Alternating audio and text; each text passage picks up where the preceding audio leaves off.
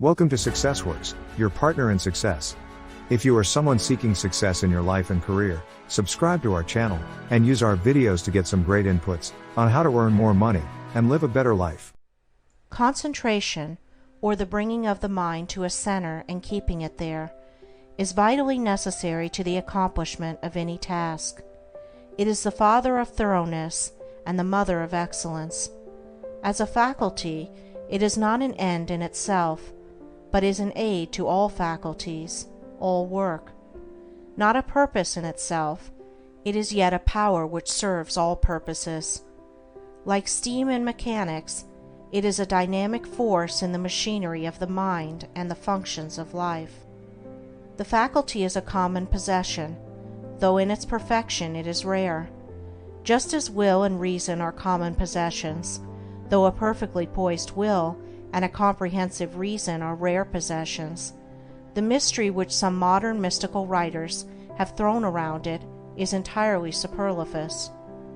Every successful man, in whatever direction his success may lie, practices concentration, though he may know nothing about it as a subject of study. Every time one becomes absorbed in a book or task, or is rapt in devotion or assiduous in duty, concentration, in a greater or lesser degree, is brought into play. Many books purporting to give instructions on concentration make its practice and acquisition an end in itself. Than this, there is no surer nor swifter way to its destruction.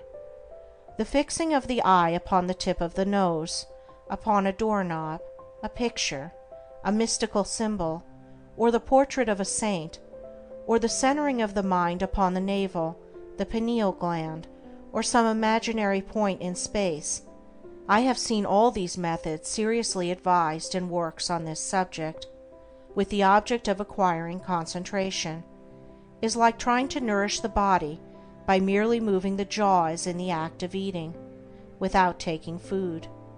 Such methods prevent the end at which they aim. They lead towards dispersion and not concentration, towards weakness and imbecility rather than towards power and intelligence. I have met those who have squandered, by these practices, what measure of concentration they at first possessed, and have become the prey of a weak and wandering mind. Concentration is an aid to the doing of something. It is not the doing of something in itself. A ladder has no divine knowledge, or the sweeping of a floor, without resorting to methods which have no practical bearing in life. For what is concentration but the bringing of a well-controlled mind to the doing of that which has to be done? He who does his work in an aimless or hurried or thoughtless manner, and resorts to his artificial concentration methods, to his doorknob, his picture, or nasal extremity, in order to gain that which he imagines to be some kind of mystical power, but which is a very ordinary and practical quality, though he may drift towards insanity, and I knew one man who became insane by these practices, he will not increase in steadiness of mind. The great enemy of concentration, and therefore of all skill and power, is a wavering, wandering, undisciplined value in and of itself, but only in so far as it enables us to reach something which we could not otherwise reach. In like manner, concentration is that which enables the mind to accomplish with ease that which it would be otherwise impossible to accomplish, but of itself it is a dead thing, and not a living accomplishment. Concentration is so interwoven with the uses of life that it cannot be separated from duty, and he who tries to acquire it apart from his task, his duty, will not only fail, but will diminish, and not increase, his mental control and executive capacity, and so render himself less and less fit to succeed in his undertakings. A scattered and undisciplined army would be useless. To make it effective in action and swift in victory, it must be solidly concentrated and masterfully directed. Scattered and diffused thoughts are weak and worthless. Thoughts marshaled, commanded, and directed upon at a given point are invincible. Confusion, doubt, and difficulty give way before their masterly approach. Concentrated thought enters largely into all successes and informs all victories. There is no more secret about its acquirement than about any other acquisition, for it is governed by the underlying principle of all development, namely, practice. To be able to do a thing, you must begin to do it, and keep on doing it until the thing is mastered. This principle prevails universally, in all arts, sciences, trades, in all learning, conduct, religion. To be able to paint, one must paint. To know how to use a tool skillfully, he must use the tool. To become learned, he must learn. To become wise, he must do wise things. And to successfully concentrate his mind, he must concentrate it. But the doing is not all. It must be done with energy and intelligence. The beginning of concentration, then, is to go to your daily task and put your mind on it, bringing all your intelligence and mental energy to a focus upon that which has to be done.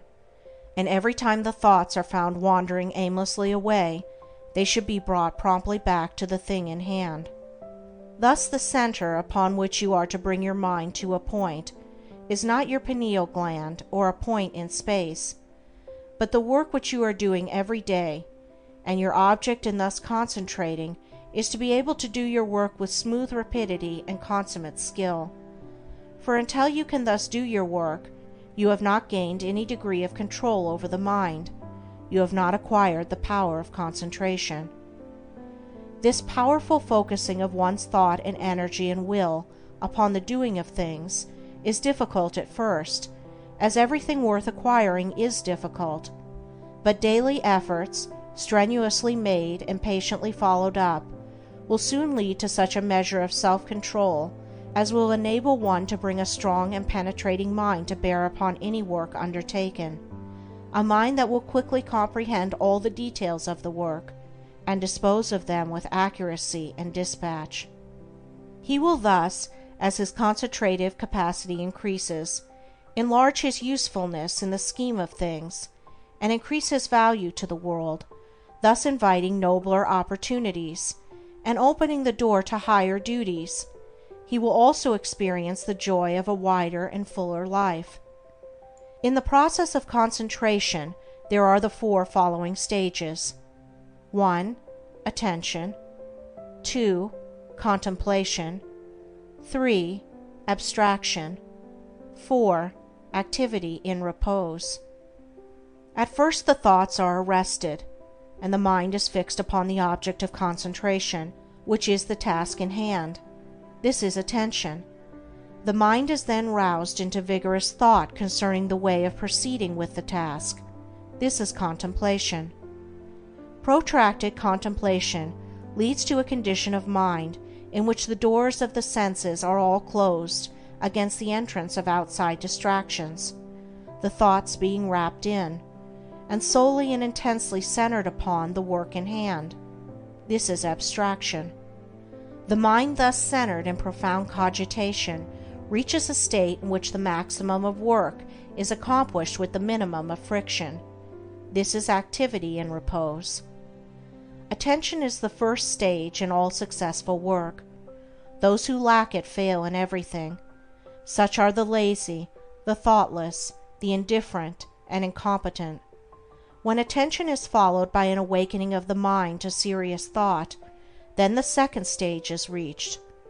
To ensure success in all ordinary, worldly undertakings, it is not necessary to go beyond these two stages.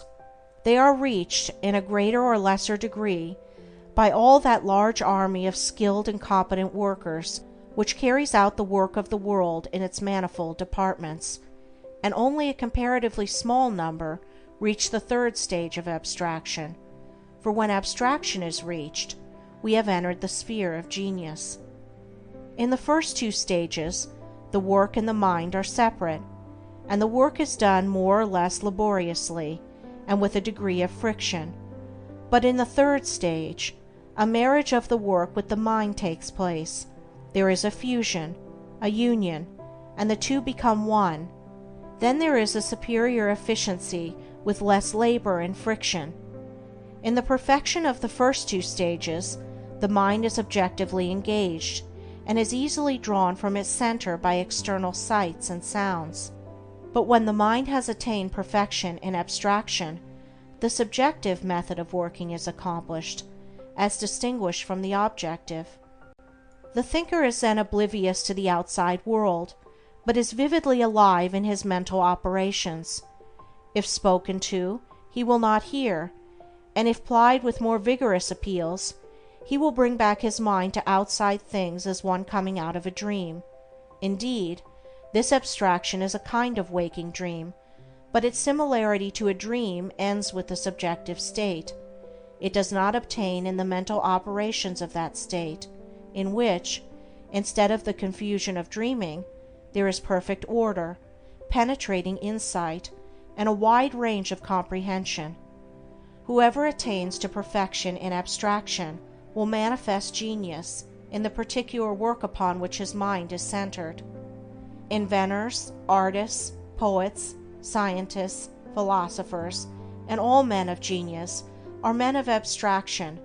They accomplish subjectively, and with ease, that which the objective workers, men who have not yet attained beyond the second stage in concentration, cannot accomplish with the most strenuous labor.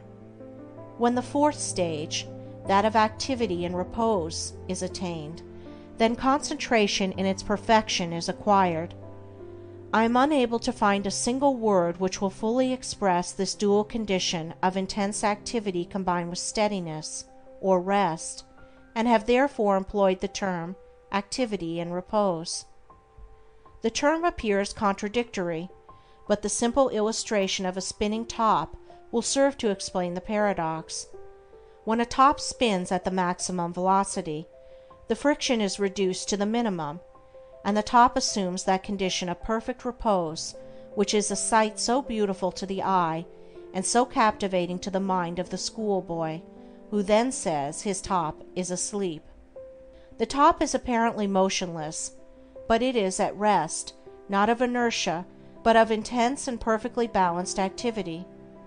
So the mind that has acquired perfect concentration is, when engaged in that intense activity of thought which results in productive work of the highest kind, in a state of quiet poise and calm repose. Externally, there is no apparent activity, no disturbance, and the face of a man who has acquired this power will assume a more or less radiant calmness, and the face will be more sublimely calm when the mind is most intensely engaged in active thought. Each stage of concentration has its particular power. Thus the first stage, when perfected, leads to usefulness, the second leads to skill, ability, talent, the third leads to originality and genius, while the fourth leads to mastery and power, and makes leaders and teachers of men. In the development of concentration, also, as in all objects of growth, the following stages embody the preceding ones in their entirety. Thus contemplation, attention is contained. In abstraction, both attention and contemplation are embodied. And he who has reached the last stage brings into play, in the act of contemplation, all the four stages. He who has perfected himself in concentration is able, at any moment, to bring his thoughts to a point upon any matter, and to search into it with the strong light of an active comprehension. He can both take a thing up and lay it down with equal deliberation. He has learned how to use his thinking faculties to fixed purposes, and guide them towards definite ends. He is an intelligent doer of things, and not a weak wanderer amid chaotic thought. Decision, energy, alertness, as well as deliberation, judgment, and gravity, accompany the habit of concentration, and that vigorous mental training which its cultivation involves, leads through an ever-increasing usefulness and success in worldly occupations, towards that higher form of concentration called meditation, in which the mind becomes divinely illumined, and acquires the heavenly knowledge.